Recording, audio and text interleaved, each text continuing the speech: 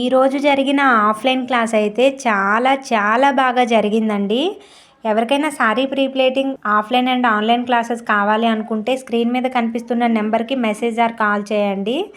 And నేను ఉండేదైతే వైజాగ్లో అండి. లోకల్ వాళ్ళు ఎవరైనా ఆఫ్లైన్ క్లాస్కే ఎక్కువ ఇంపార్టెంట్ ఇవ్వండి. ఎందుకంటే ఆన్లైన్ కంటే ఆఫ్లైన్ ఇంకా బాగా అర్థమవుతుంది. ఎందుకంటే నేను పక్క నుండే నేర్పిస్తాను కాబట్టి.